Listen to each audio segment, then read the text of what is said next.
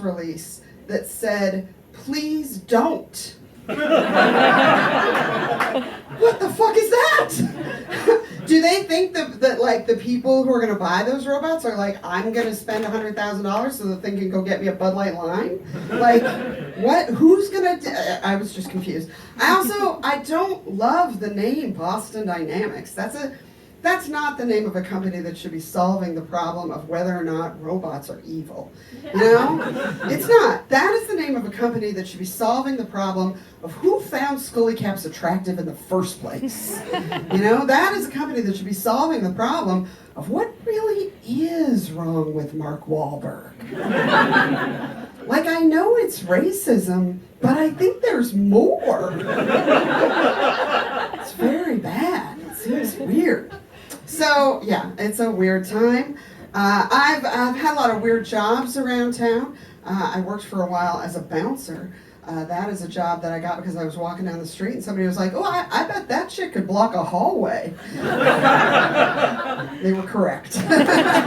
They were correct. I loved it, though. It was really fun. People were like, well, you're not very threatening. How were you a bouncer? And I was like, oh, well, if there was some huge dude who was super wasted, I would just put on my best like kindergarten teacher voice and tell him it was morning. He believed me. It's not that hard. My favorite, though, when I was a bouncer was to talk to girls who were like just turned 21, like really drunk 21-year-old girls. Oh, so fun to talk to. So much fun. That's like having a conversation with like one of those old magic 8 balls, you know?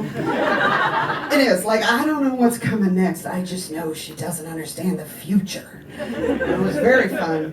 One time when I was bouncing at a bar, these 2 drunk girls, they like got into each other's orbit and they just had this conversation and they blocked the door so no one could leave. And they were just having this big conversation. One girl had her phone out and they were just like swirling together. And the girl who owned the phone, she goes, this guy, he wants to take me on a date in the woods. And the other girl, perfect feminist, so supportive. Immediately, she's like, girl, you go on that date. You could be the murderer on that date. So funny. So great. Recently, a couple of years ago, I finally got like a normal job for the first time. I got a job as a secretary in an office. It's just a job that comes with these glasses. That's kind of how that works.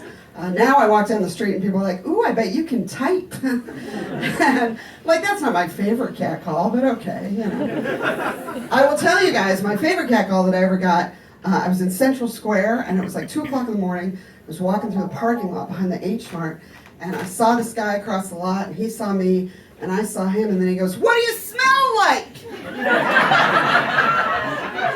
I was like, oh, shit. I mean, I want to be honest, but like enticing. You know?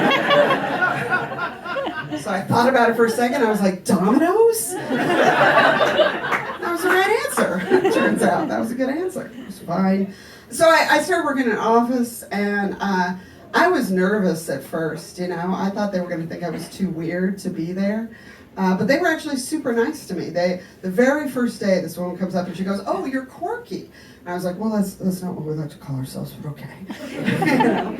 And it's been good. Like, now I mostly, for a while, we had to go back into the office, and that was more than I really bargained for. Like, I used to sit next to this woman named Linda, and she would, every time she'd get up, which you want to get up all the time when you're at the office, you don't want to sit there all day.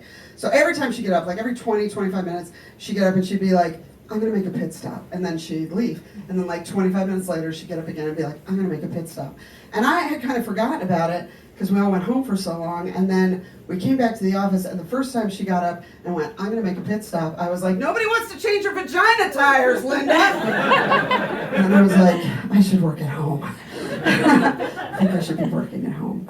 I like having middle-aged lady friends. That's the rules. If you're a middle-aged lady, you gotta have some middle-aged lady friends.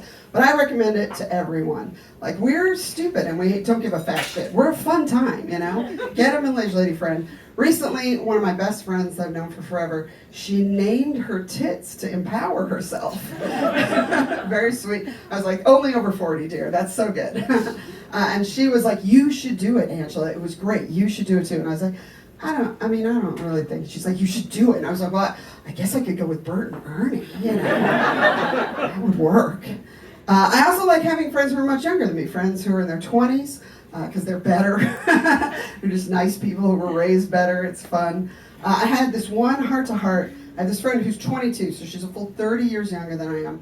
And we stayed up really late one night. We had a long talk. At the end of it, she let it slip that when she gives her boyfriend a blowjob, afterwards she's got like tears coming down her face and she can't breathe. And I was like, oh, sweetheart, you know you can suck dick mediocrely. Like, I'm not saying do a bad job. Sir, I'm not saying do a bad job. I would never. I'm not. But, like, you don't have to get an Olympian award. Anybody in the room, wherever you land, if you like dick, let me say this to you. If you get a C- in gym, they still let you graduate. You guys are so much fun.